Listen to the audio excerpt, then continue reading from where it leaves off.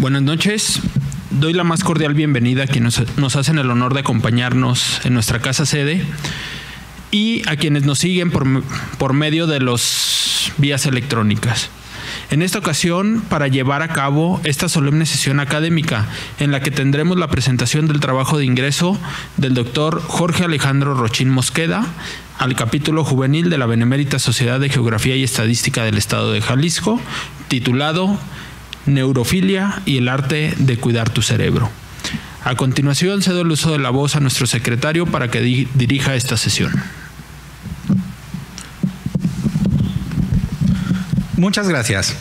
Contamos en esta solemne sesión académica con la presencia de la licenciada Carla Georgina Chávez Pech, asesora adjunta del capítulo juvenil, del médico veterinario zootecnista Diego Salvador Figueroa Pardo, coordinador del capítulo juvenil, el doctor Rodrigo Ramos Zúñiga, socio de esta benemérita institución y quien dará respuesta al trabajo que hoy se presenta, el doctor Alejandro Rochín Mosqueda, quien presentará su trabajo de ingreso, y el de la voz, licenciado Daniel Alejandro Álvarez Márquez, secretario técnico de este capítulo.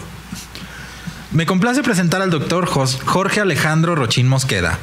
Es médico egresado del Centro Universitario de Ciencias de la Salud de la Universidad de Guadalajara.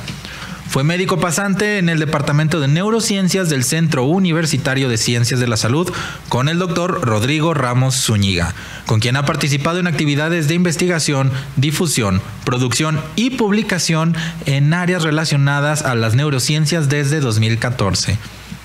Realizó una estancia como rotación médica durante 6 meses en Lleida, Cataluña, España, en 2015. Es Resident Advisor del capítulo médico estudiantil de la Asociación Americana de Cirugía Neurológica en la Universidad de Guadalajara. Actualmente cursa el 4º año de la especialidad en neurocirugía y es presidente de la Sociedad de Médicos Residentes en el nuevo Hospital Civil de Guadalajara, Dr. Juan I. Menchaca. Ha participado en el capítulo juvenil de esta institución de manera intermitente desde el 2018. Con gusto, cedo la palabra a nuestro conferencista, doctor Jorge Alejandro Rochín Mosqueda, para que nos presente el tema Neurofilia y el arte de cuidar tu cerebro. Solicito a los integrantes del Presidium nos hagan el favor de pasar al frente. Bueno, gracias por la presentación. El día de hoy voy a presentar el trabajo de ingreso a la Benemérita Sociedad de Geografía y Estadística del Estado de Jalisco en su capítulo juvenil.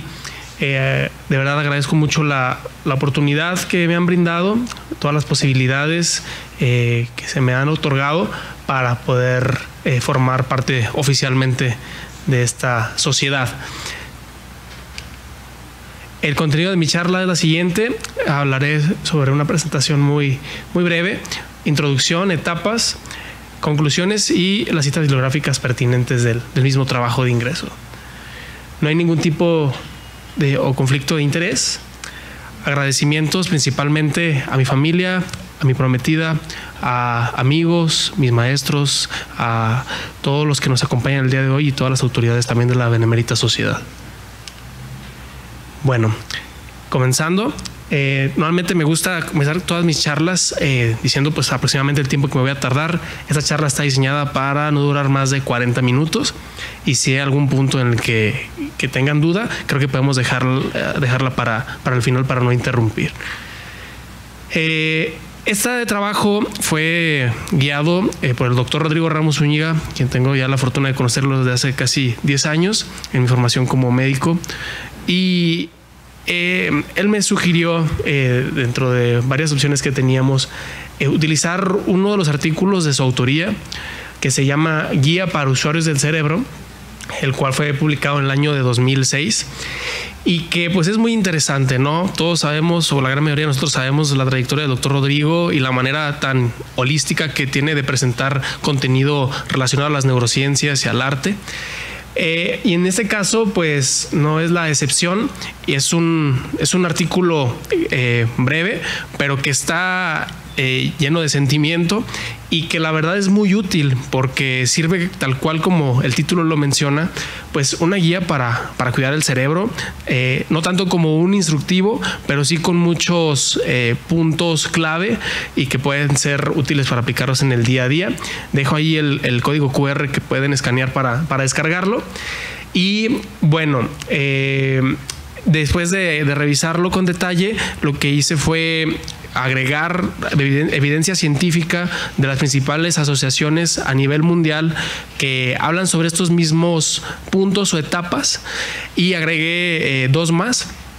Entonces, de eso se trata esta charla, ¿no? Se trata de concientizar sobre la importancia de cuidar nuestro cerebro y, bueno, desde el punto de vista de la neurofilia. ¿Qué es lo contrario a la neurofilia? La neurofobia. ¿Qué es la neurofobia? Es esa aversión que se tiene y que está escrita, de hecho, desde el año del 94 oficialmente, como les comento, esa aversión que se tiene hacia las neurociencias o todo el campo clínico que tenga que ver con neurología, neurocirugía, neurociencias básicas, y que tiene un trasfondo interesante, porque normalmente en casi todas las facultades de medicina del mundo, para no sentirnos como que somos los únicos tal vez en nuestra universidad, en casi todas las universidades del mundo dejan neurología para el final por muchas situaciones, entonces ya ni siquiera lo ven, o lo ven en un día o lo ven 2 horas y se acabó. Entonces ese es uno de los principales factores, además de que por la complejidad, por la cantidad de términos que se utilizan, son las cuestiones por las cuales se va haciendo una aversión hacia la neuro, y pues que se pagan las cuentas al momento de que los profesionales de salud son egresados y que no tienen un conocimiento claro de las neurociencias en comparación con otras, como son cardiología u otras que se mencionan en la literatura, ¿no? Bueno, se habla de 6 pilares de la salud del cerebro.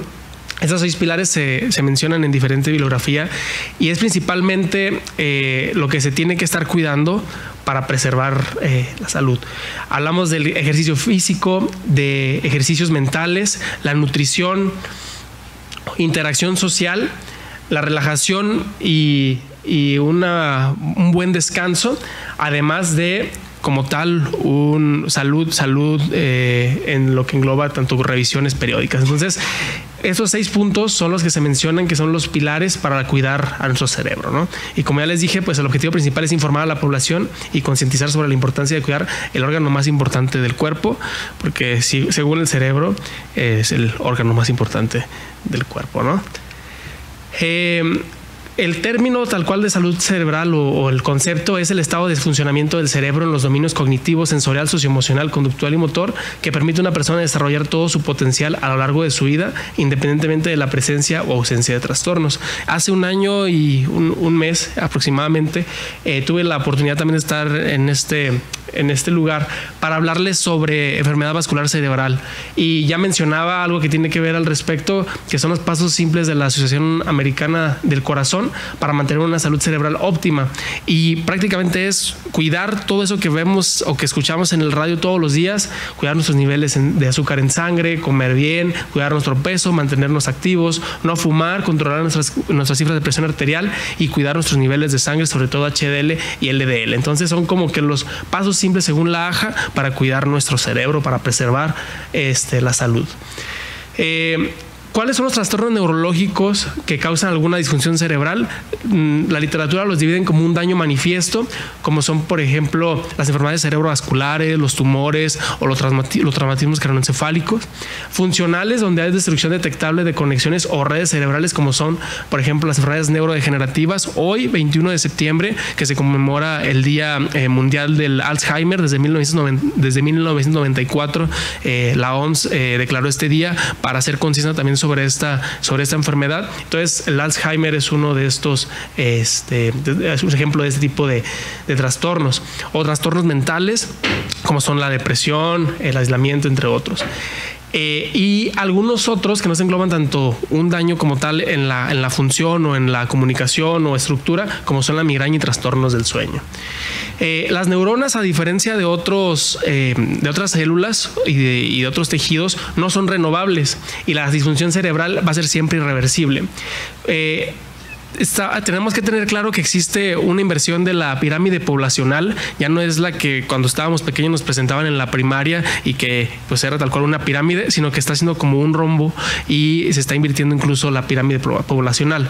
En 2015 había aproximadamente 900 millones de personas mayores de 60 años, pero en 2050 va a haber más del doble de las personas mayores de 60 años. ¿Okay? Aproximadamente una cuarta parte de personas mayores de 25 años va a sufrir un evento vascular cerebral a lo largo de su vida dentro de todo el espectro que menciona. Y se ha visto que al momento de analizar las cifras, las personas con demencia van a aumentar al triple en el 2050. El objetivo de mantener un cerebro sano es, uno de ellos es tener un envejecimiento saludable. A veces también pensamos que llegar a este punto de la vida es igual a un deterioro franco, pero no. La verdad es que tiene que cambiar ese chip para enfocarnos a tener un envejecimiento saludable. Las etapas que se mencionan en este presente trabajo son el neurodesarrollo, la percepción, atención y conciencia, movimiento, alimentación, memoria, emoción, cerebro social, revisiones periódicas y cerebro senil. Hablando del neurodesarrollo, y voy a poner normalmente cada vez que cambie de etapa, son palabras tal cual copiadas del artículo del doctor Rodrigo y que son como que el trasfondo o la parte central, la idea principal de cada etapa. Entonces, solamente para que lo tengan en cuenta. Durante el embarazo se están formando y migrando 100 billones de neuronas que requieren de condiciones ambientales óptimas para el desarrollo. Entonces, sabemos que desde que se empieza a formar nuestro cerebro va migrando de manera radial estas neuronas y estas células, y que si sucede algún cambio, falta de oxígeno, falta de circulación, algún medicamento que están tomando o una sustancia que no se está consumiendo adecuadamente, pues no hay esta migración adecuada y hay problemas. En esta imagen que vemos aquí es una imagen de resonancia magnética de un paciente de 5 años. Es tomada de un artículo que publicamos, de hecho, juntos, el doctor Rodrigo Ramos Zúñiga, otro compañero y yo, y está muy interesante porque se delimita una zona que es un nicho de células, de neuronas, desde donde migran en la embriogénesis y en la formación del cerebro. Y después de ver todo el contexto de este paciente, nos dimos cuenta que era un paciente que había sufrido de un infarto cerebral intrauterino. Pero lo interesante es que la zona desde donde migran las neuronas volvió como a nacer, o volvieron a tratar de migrar. Entonces eso habla de la plasticidad que tiene nuestro cerebro para lograr su función. ¿Cuáles son las recomendaciones en esta etapa? Aumentar el consumo de ácido fólico, no fumar, no consumir alcohol, evitar contacto con sustancias tóxicas y radiación, hablar con su bebé, aumentar la percepción a través de la música, llevar un control prenatal adecuado y mantenerse al margen del estrés. Entonces sabemos que ya desde antes de tener como tal un nombre y estar registrados como tal, ya hay que ir cuidando nuestro cerebro, ¿no? Y pues ahí prácticamente la mamá, los papás son los que están directamente encargados al respecto. Porque si no, también pueden darse algunos otros trastornos, como son espina bífida, cuando no se consume suficiente ácido fólico, hidrocefalia, que se asocia también por una enfermedad tipo Chiari tipo 2. Entonces la hidrocefalia también va a ocasionar que nuestro cerebro no se desarrolle, adecuadamente. Hablando sobre la percepción, hablamos que la estimulación ordenada funciona, pero la sobreestimulación desordenada crea un déficit de atención y conductas caóticas. Un cerebro feliz es un cerebro creativo. Cuando hablamos de plasticidad neurológica, está muy relacionado con lo que se conoce como una reserva funcional, y que tiene que ver con la estimulación constante que damos desde etapas tempranas de nuestro desarrollo. El estrés a largo plazo también va a producir trastornos digestivos, dolores de cabeza y trastornos del sueño, sobre todo por una activación o un descontrol que hay o desequilibrio que hay entre el sistema autónomo simpático y parasimpático. Entonces, si reducimos el estrés y aumentamos la estabilidad emocional, vamos a tener un envejecimiento saludable. Las artes sabemos que mejoran la calidad de vida. Música, teatro, danza, escritura nos ayudan a mantenernos activos. Adelantándome a lo que tiene que ver con la reserva funcional, es un término que, bueno, en lo personal, desde la primera vez que lo escuché en alguna de las charlas que tomaba, es que prácticamente y sobre todo en educación formal, durante nuestra formación, entre más años estudiemos o más tiempo nos dediquemos a formarnos, vamos a llegar a un punto en el que tal vez la atrofia cortical va a ser de las suyas, pero vamos a tener esa reserva que nos va a ayudar a solapar la pérdida de la función que por la edad se dan, o por algún otro tipo de trastornos, como pueden ser vasculares o incluso traumáticos, ¿no? Entonces, un término muy importante a llevarse a casa. ¿Qué recomendaciones tenemos? Permitir que nuestro cerebro interaccione, huela, escucha, vea, toque, controlar el estrés. Llevar un diario nos ayuda a tener nuestras ideas en orden, comunicarse con amigos y familiares, seguir asistiendo a eventos deportivos, restaurantes, visitando museos, aprender a cocinar o tocar instrumentos musicales y ser voluntarios en una escuela, biblioteca u hospital también son de ayuda para mantener nuestro cerebro con percepción y con un adecuado interacción con el medio, ¿no? ¿Qué dice la evidencia? Que el estrés constante afecta la memoria y aumenta el riesgo de presentar Alzheimer. Se reconfigura como tal el cerebro. En un seguimiento de 2,000 participantes que siguieron durante más de 5 décadas, las personas emocionalmente estables vivían aproximadamente 3 años más. Y es importante de una vez mencionar que tal vez vivir más, tal vez por per se no es mejor, pero lo importante es vivir más y vivir bien, ¿no? Eso es lo que tenemos que enfocarnos en esta situación. Pasatiempos, actividades sociales y de ocio son útiles. El coro comunitario también ayuda, y leer, pasatiempos, ayuda a tener menor riesgo de demencia. Incluso tener una mascota, sacarla a pasear, mejora la función cognitiva y física. Sobre la atención y conciencia, el cerebro descifra los estímulos en diferentes niveles de complejidad. Requiere un equilibrio constante entre inhibición y excitación.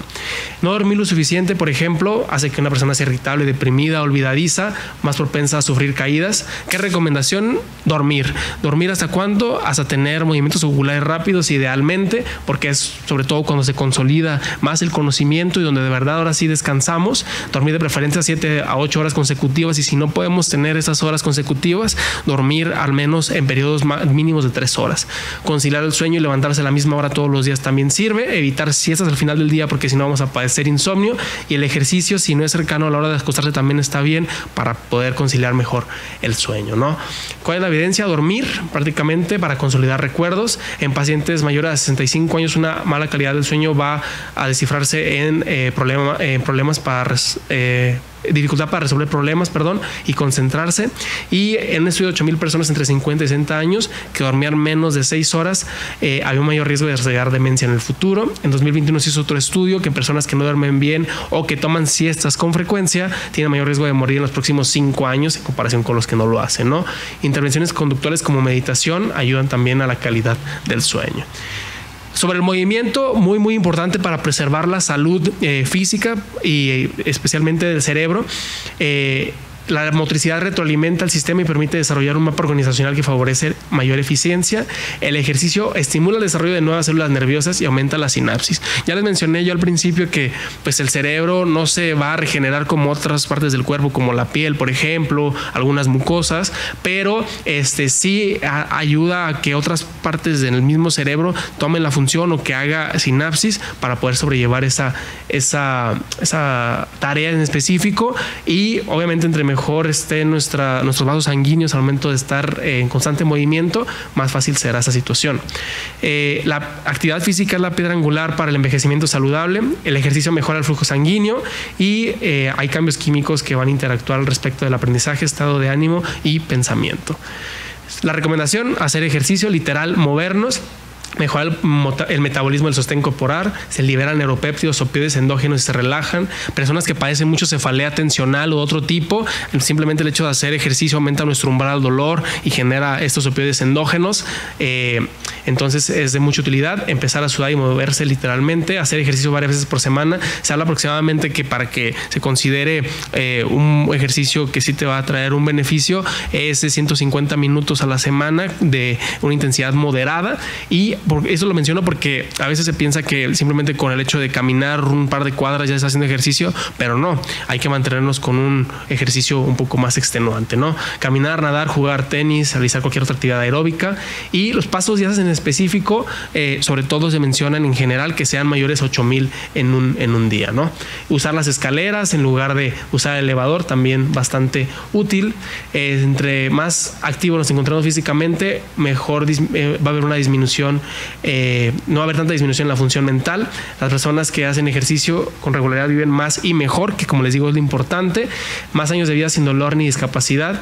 Y lo que les mencionaba, cuando se compara entre 8,000 y 4,000 pasos al día, hay hasta un 51% menor riesgo de muerte por todas las causas. En adultos mayores de 55 años, la masa muscular predice mejor la longevidad que el peso o el IMC. ¿Por qué es importante esto? Puede ser que una persona pese mucho, pero si ese peso es a expensas de la masa magra, pues va a ser mucho mejor a que sea a costa del tejido adiposo propiamente. Entonces, la masa muscular, medida normalmente con una báscula de impedancia magnética, es lo que nos va a dar una pauta de saber si nuestra relación en nuestro cuerpo está bien, ¿no? La obesidad y bajo peso provocan pérdida de masa muscular, va a ocasionar debilidad y desgaste, entonces ni mucho ni poco, siempre en equilibrio. Seguir una dieta mediterránea, y aquí es un punto que me recalcó el doctor Rodrigo, sobre los tipos de dieta que se han analizado para poder decir que hay cierta protección cognitiva o protección para tener mejor función cerebral. Se habla en la literatura principalmente de la famosísima dieta mediterránea, que son alimentos de origen vegetal, cereales integrales, grasas saludables, menos carnes rojas y sal, menos lácteos, y prácticamente hacer lo contrario a una dieta tradicional estadounidense.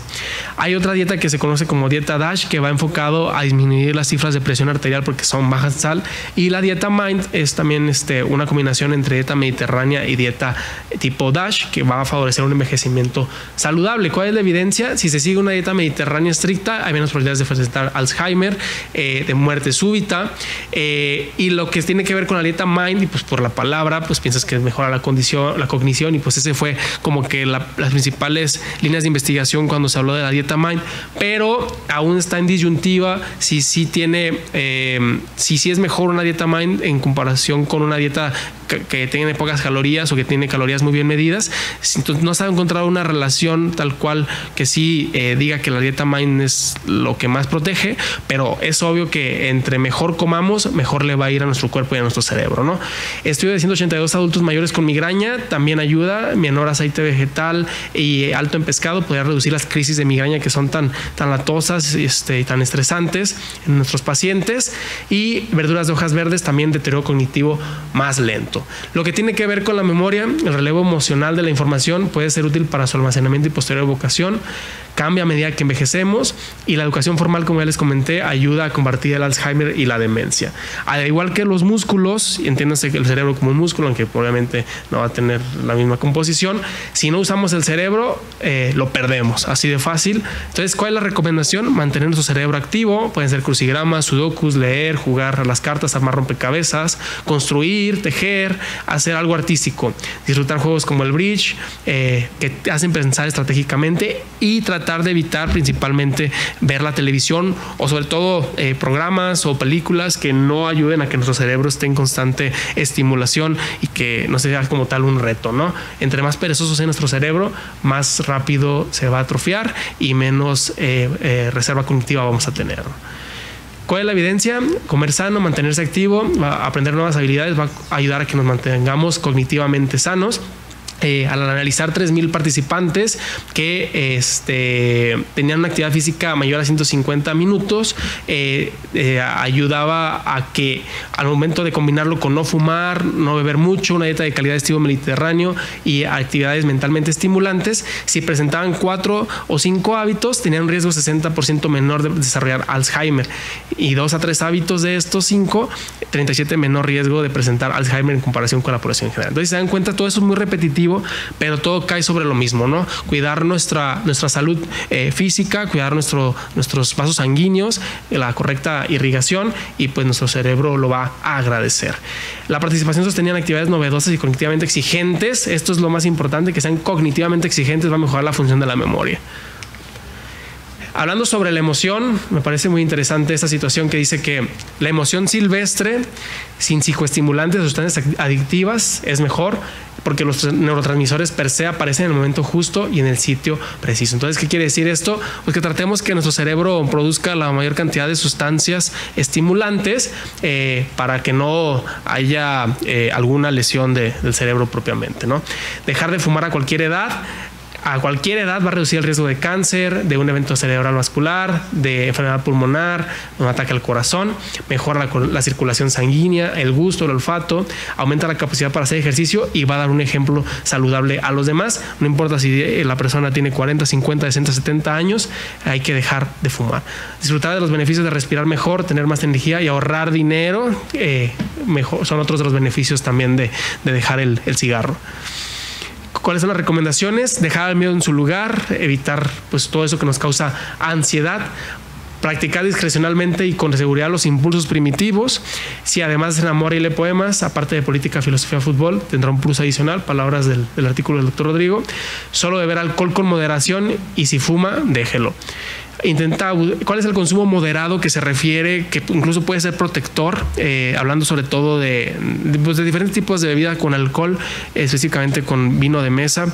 En mujeres es una copa, en hombres son 2 copas. Entonces eso es lo que se consume, lo que se reconoce como un consumo moderado día. Intentar buscar un grupo de apoyo para problemas de abuso de sustancias de alcohol también es importante. Evidencia: dejar de fumar sin importar la edad mejora la salud. En estudios en personas mayores a 55 años, los fumadores tienen 3 veces más probabilidad de fallecer dentro del periodo de seguimiento de 6 años. En otro estudio de 200,000 personas que dejan de fumar, si dejan de fumar entre los 45 y 54 años viven 6 años más, y si dejan de fumar entre los 55 y 64 años viven 4 años más. Hay ciertas regiones del cerebro que muestran signos de envejecimiento prematuro en pacientes que son dependientes del alcohol.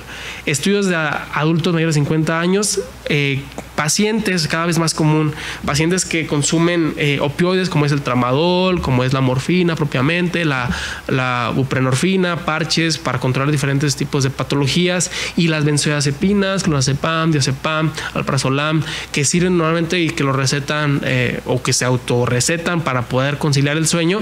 Se ha visto que desarrollan un deterioro cognitivo importante, alteraciones en nuestro cerebro e incluso llegan a tener ideación suicida. El cerebro social habla sobre que la interacción social ayuda a protegerse de la depresión y el estrés y puede contribuir a la pérdida de la memoria. La forma en que pensamos sobre el envejecimiento también puede marcar la diferencia. Es lo que les mencionaba, que no hay que tener como sinónimo llegar a esta etapa de la vida y que ya prácticamente es igual a un deterioro franco, ¿no? Hay que llegar bien. Los vínculos sociales fuertes se asocian con menor riesgo de demencia, presión arterial más baja y esperanza de vida más larga. ¿Cuál es la recomendación? Interaccionar de cualquier manera. Es importante. Al notar signos de depresión, ser evaluados por un profesional de la salud, conocer gente nueva tomando una clase para aprender algo nuevo o perfeccionar alguna habilidad que ya se tenga, como puede ser pintar, construir, bailar, etcétera. ¿Cuál es la evidencia? El confinamiento solitario que tienen sobre todo los adultos mayores está asociado con una atrofia cerebral. En pacientes mayores a 65 años, la soledad está relacionada con un deterioro cognitivo más rápido. Los pacientes o las personas socialmente aisladas van a tener mayor riesgo de sufrir enfermedades cardíacas, depresión y deterioro cognitivo. En este estudio de 2021, más de 11,000 adultos mayores de 70 años, la soledad se asocia con mayor riesgo de enfermedad cardíaca, y los más activos físicamente son los que están en continua comunicación con sus amigos y familia. Depresión aumenta el riesgo de enfermedades cardíacas y trastornos metabólicos, y la depresión está asociada con la demencia. Al hablar de revisiones periódicas, muy importante, con su médico, principalmente pues con su médico familiar, va a ayudar a una mejor calidad de vida y sensación de bienestar. Además de que si se hacen chequeos regulares van a poder detectar padecimientos que van a ser tratables en ese momento, o que sean padecimientos antes de lo más evidente. Lo que ustedes gusten pensar, diabetes, hipertensión, no es lo mismo a detectarlo cuando son algo intolerantes a la glucosa, obstrucciones arteriales de prehipertensión, a cuando ya tienen alguna complicación grave como retinopatía diabética, nefropatía, etcétera, ¿no? Entonces, las revisiones periódicas son muy importantes. La diabetes y los niveles altos de colesterol son factores importantes para demencia. Recomendación: controlar periódicamente todo lo que ya les dije, los 7 pasos fáciles de la AHA que mencioné al principio. Visitar a su médico al menos una vez al año y tener un estilo sano de vida para el cerebro, cuerpo y mente. Los exámenes de detección periódicas pueden descubrir enfermedades y afecciones que quizás aún no se conozcan, como son diabetes, cáncer e enfermedades cardiovasculares. Y ya por último, la última etapa para mantener nuestro cerebro saludable, cuidar de nuestro cerebro, sobre el cerebro senil. Hoy nos preocupa no llegar a ancianos, pero cuando llegamos ahí nos preocupa haber llegado. Las lesiones en la cabeza de moderadas a graves, incluso sin conmociones cerebrales diagnosticadas, aumenta el riesgo de deterioro cognitivo. Y aquí hago un paréntesis solamente para detallar este punto. Pues cada vez vemos en nuestra ciudad, en nuestro día a día, que hay más accidentes automovilísticos, sobre todo accidentes en motocicleta, pacientes que no llevan casco, o incluso algunos deportes que no se practican con las medidas necesarias, como son principalmente lo que está escrito boxeo, fútbol americano, fútbol soccer, y que van teniendo traumatismos craneales repetidos, tal vez no sin llegar a tener algún déficit en ese punto. Pues se ha visto que se ha desarrollado con un deterioro cognitivo franco. De hecho, por ahí hay una película que se llama Contusion, si no mal recuerdo, con Will Smith, que habla sobre cuando ya se descifró, o más bien se describió esto formalmente con cortes histológicos, que hay prácticamente personas que tuvieron traumatismos de repetición durante toda su vida. O sea, es como si fuera un paciente que tuviera alguna demencia, incluso similar al Alzheimer, ¿no? Entonces hay que cuidar nuestra cabeza, que no se esté golpeando tan frecuentemente. ¿Cuál es la recomendación? Disfrutar en caso de que tengamos, de que los pacientes tengan ya nietos, utilizar todos esos recuerdos para disfrutarlos con sus nietos, y utilizar obviamente todas las medidas de seguridad al momento de viajar o de hacer alguna actividad física, como cinturón de seguridad, casco, y tomar medidas para prevenir caídas. Muy, muy importante esa situación. Bueno, como conclusiones, cuando hablamos de salud cerebral, vamos a hablar de la preservación de la integridad cerebral y la función mental y cognitivas óptimas. El cerebro va a requerir de estrategias de atención y prevención para mantenerlo en forma. ¿Cómo optimizar la salud del cerebro? Mejorar la salud física y mental. Crear impactos sociales y económicos al momento de mantener nuestra salud en nuestro cerebro. Y también va a generar mayor bienestar y ayuda al avance de la sociedad. Lo que ya les comentaba al principio de la inversión de la pirámide poblacional, así es como nos la describían, en lo personal, en los 2000, y así es como pinta que sea para 2050, ¿no? Que las personas mayores prácticamente vamos a tener personas de todas las edades en la misma cantidad, pero no tantos pacientes jóvenes. Entonces, algo que se tiene que tener en cuenta, sobre todo por las autoridades, que van a enfrentar una demanda cada vez de servicios, tratamiento, rehabilitación y apoyo para trastornos neurológicos.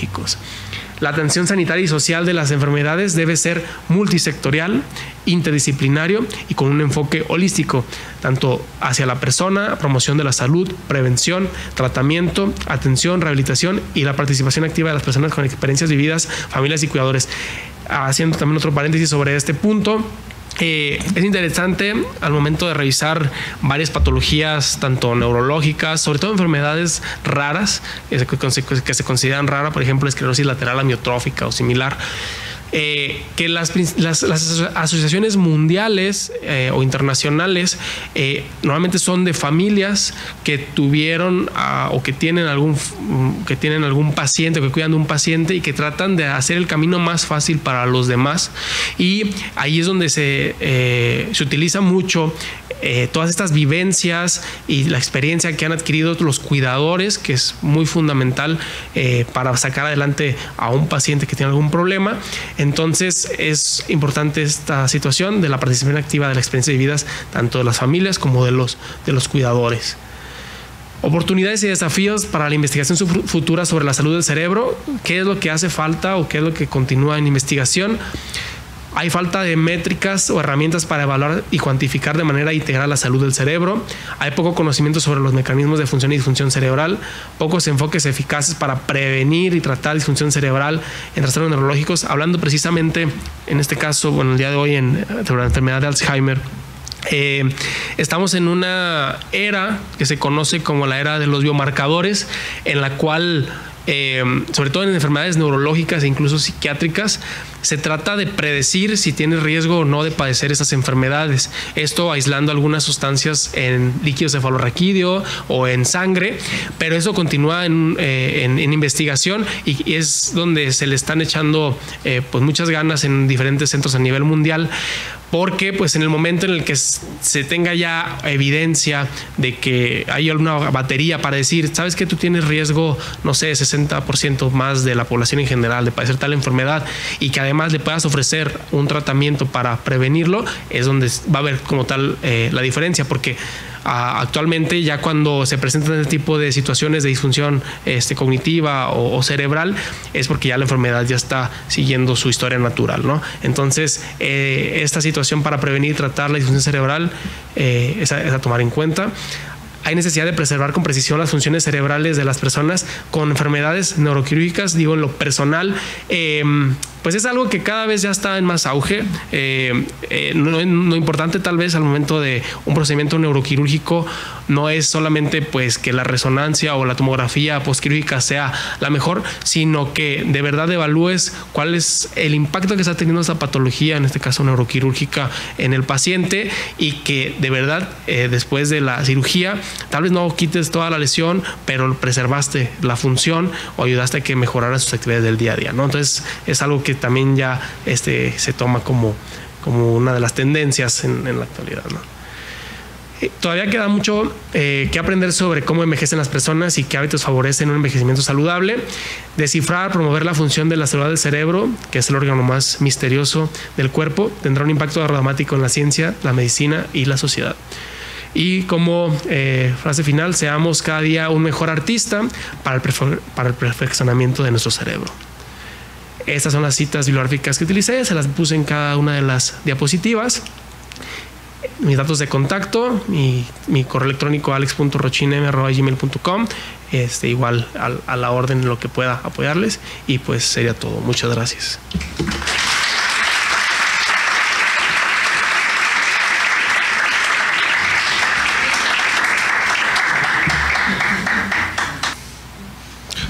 Muchísimas gracias, doctor Alejandro Rochín. Ahora es momento de que pedirle amablemente al doctor Rodrigo Ramos Zúñiga nos dé la respuesta de este interesante trabajo. Muchas gracias. Buenas noches a todas las personas que hoy nos acompañan en esta sesión correspondiente al capítulo juvenil de la Benemérita Sociedad de Geografía y Estadística del Estado de Jalisco. Saludo a los consocios que presiden esta sesión y desde luego al doctor Rochín Mosqueda, que por motivo de su presentación del trabajo de ingreso ha hecho la presentación que todos hemos visto. En principio es agradecerle la deferencia por tomar en cuenta la bibliografía y algunas de las ideas que comentamos para tratar de vincular este concepto de la fobia a la filia como un punto de partida de la divulgación científica y el rol que esto representa para la educación y compartir la ciencia con la comunidad. El trabajo del doctor Rochín Mosqueda tiene contenidos que rescatan particularmente las evidencias, lo que habla de hoy en día de cómo algunos elementos que son fundamentales para la transmisión del conocimiento pues se sustentan en los estándares de oro, en las guías de manejo y en las recomendaciones técnicas, lo que no da lugar a que haya interpretaciones subjetivas que usualmente son las que circulan en una gran cantidad de los medios, y cómo esta información eventualmente puede confundir a la sociedad, por lo cual es tan importante y tan necesario que los profesionales sean quienes puedan compartir esta información directamente con las personas en beneficio de la salud individual y de la salud pública. Estos aspectos de fondo que toca el doctor Rochín Mosqueda en su presentación me parece que vinculan con cada uno de los elementos que le dan un respaldo científico a estas recomendaciones y que lo hace de una manera de tal forma que permite transmitir esa información en términos prácticos, sencillos y coloquiales para que la comunidad pueda comprender con más detalle la importancia que tiene esta información en la prevención y el desarrollo de los estilos de vida saludables. La información y el conocimiento ya entendido como todo el proceso del rigor científico y académico de estos datos es lo que nos lleva a la toma de decisiones. Y esto sigue representando un reto en lo que se refiere a los desarrollos que actualmente desconocemos del cerebro, que por mucho tiempo aquello que desconocíamos nos generaba angustia, temor o ansiedad, o lo descalificábamos o lo dejábamos para después. Hay que recordar que en el tiempo de los procesos funerarios en Egipto, pues se retiraba el cerebro a través de un abordaje subfrontal, que es el mismo abordaje que hoy se utiliza para base de cráneo, para lesiones del lóbulo frontal o de la región hipoficiaria, porque el cerebro era el enorme desconocido. No se sabía su función, ni se conocía la relevancia que éste tenía para entender la identidad humana. En ese sentido, el corazón y la teoría cardiocéntrica es la que ha seguido prevaleciendo por muchos años en la existencia hasta el momento, como uno de los aspectos que siguen dando desde la perspectiva cultural un sustento a las emociones, a los sentimientos, a la perspectiva psicoemocional. Siempre insisto en que va a ser más romántico ver un corazón con una flecha que un cerebro con una flecha. Pero el trabajo del doctor Rochin nos permite vincular la responsabilidad que tiene el cerebro sin entrar a un extremo neurocéntrico, pero sí para reconocer la importancia que tiene como estructura para nuestra identidad, como si fuera una huella digital.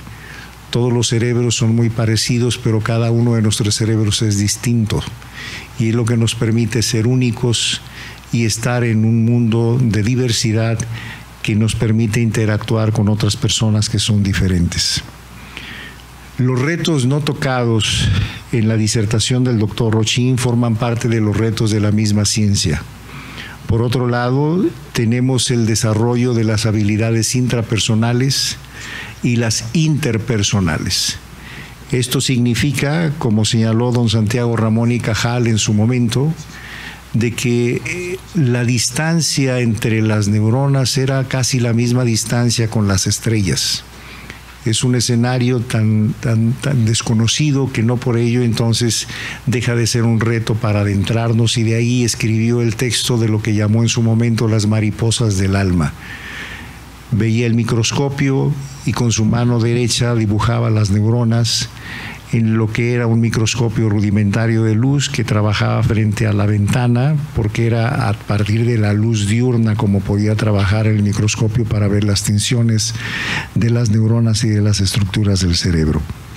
Esta parte nos ha llevado a los retos de reconocer los espacios vacíos en el escenario intrapersonal, que es en donde desarrollamos el fuero interno, los valores morales, los criterios comportamentales con los cuales una sociedad se conduce y que representan el pensamiento crítico y reflexivo. El cerebro aún tiene que aprender a convivir consigo mismo. Por ello, los niños que se aburren estando consigo mismos, o los jóvenes o las personas que se aburren estando consigo mismos, nos marca entonces cómo existe aún esa falta de enlace con nuestra parte intrapersonal, que es lo que va a generar las reflexiones más importantes para las decisiones subsecuentes del ser humano. Otro reto que no hemos logrado está representado ya no por lo intrapersonal, sino por lo interpersonal. Hemos desarrollado las habilidades y competencias comunicativas más relevantes de cualquier otra especie. Las habilidades de lenguaje nos permiten comunicarnos de muchas formas ahora, incluyendo el lenguaje digital. Desafortunadamente, esto no ha garantizado que nos entendamos bien. Y sigue siendo uno de los retos vigentes el tratar de equiparar y compensar que estas habilidades comunicativas nos lleven a convertirnos en mejores personas y en una mejor sociedad. La inteligencia como concepto ha cambiado de forma muy importante en el curso de la historia. Ya no es un coeficiente o un número como en su momento Spearman o bien otros matemáticos incursionaron para tratar de medir algo que per se es abstracto. ¿Cómo medir algo que no se puede medir, vamos, de manera palpable? Por ello, la inteligencia ha ido transitando a otros espacios de definición en donde se plantea de acuerdo a la lógica darwiniana como la capacidad de adaptarse a los cambios. Eso no solo nos permite sobrevivir, sino nos permite entonces tener mayores habilidades para la coexistencia pacífica con los demás. La inteligencia además involucra adaptarnos a entornos cambiantes, porque el adelanto y la innovación y el desarrollo tecnológico nos plantean entonces siempre cambios permanentes ante la obsolescencia programada. Y aún más, como señalara Immanuel Kant, también la inteligencia representa la capacidad para entender la incertidumbre. Y esto lo vimos en la pandemia, en donde no sabíamos muchas cosas, pero se requirió de inteligencia para tratar de entender el proceso y sobrellevarlo de la manera más funcional posible. En este espacio es donde surge la neuroética como un concepto que nos permite entender la neurobiología de la conducta ética, es decir, en qué parte del cerebro reside el discernimiento de lo correcto y lo incorrecto, dónde es donde se generan los escenarios comportamentales de la ética. La otra vertiente es la ética comportamental o los códigos deontológicos de cómo se comportan los cerebros que estudian al cerebro. Alejandro Rochin, el doctor Rochin, está en un entrenamiento que es resultado de muchos años de esfuerzo, de disciplina y de tesón, y es una residencia de alta demanda de tiempo y de esfuerzo. Y forma parte de estos procesos que también ahí se requieren códigos deontológicos, es decir, el deber ser, en donde ya no es suficiente el juramento hipocrático, sino que se requiere adaptar estos aspectos normativos conductuales a las necesidades vigentes. Finalmente, no podemos soslayar una parte que he propuesto a propósito de la neuroética, que es lo que hoy denominaremos la neurociberética. La inteligencia artificial nos ha llevado a plantear otro escenario complejo, pero también atractivo y de mucho interés. La convivencia entre la inteligencia artificial generada a través de algoritmos digitales tiene una perspectiva de una coexistencia inexorable, un destino inexorable junto con la inteligencia humana. Hoy por hoy hay muchos eventos que son parte de la inteligencia artificial, que de hecho ya forman parte de nuestra vida cotidiana. Pero la responsabilidad de la inteligencia humana seguirá siendo el preservar la dignidad de la creatividad del ser humano y particularmente que ante estos avances de tipo tecnológico o neurotecnológico se preserve la integridad y el respeto a los derechos fundamentales de los seres humanos en este escenario de la inteligencia artificial. Es muy probable que en el futuro el Homo sapiens empiece a transferir al Homo cyber sapiens como parte de este nuevo proceso de interacción entre lo que son los sistemas algorítmicos digitales de la inteligencia artificial. Por todo ello no solo me resta agradecer la generosidad del doctor Rochin Mosqueda por su disposición al aprendizaje, al trabajo disciplinado y a la apertura para los procesos de enseñanza de una manera educada, firme y consistente, que lo ha llevado a donde está y lo llevará a los muchos sitios que le esperan.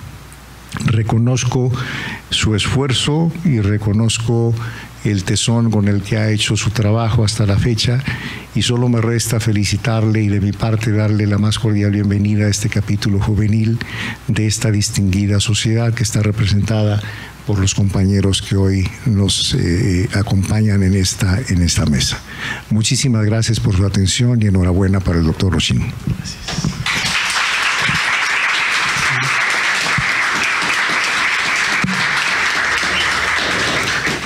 Amablemente le solicito al doctor Rochin pase aquí al frente, por favor, y al resto de los asistentes ponernos de pie para la toma de protesta, por favor.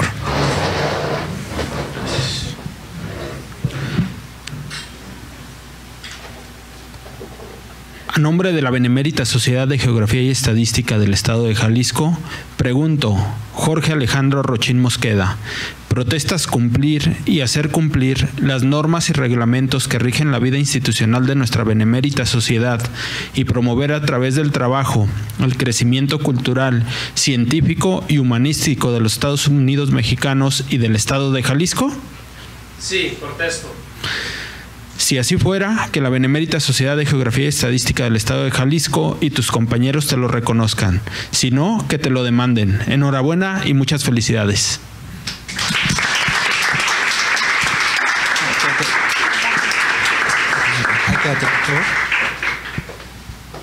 Y la entrega de él.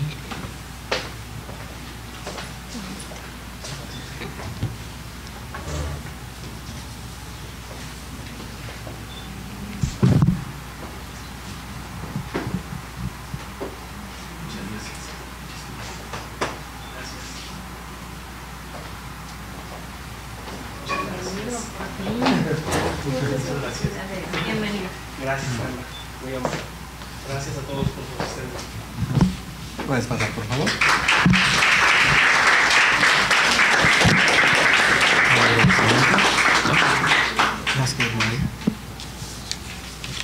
Bueno, podemos todos tomar asiento.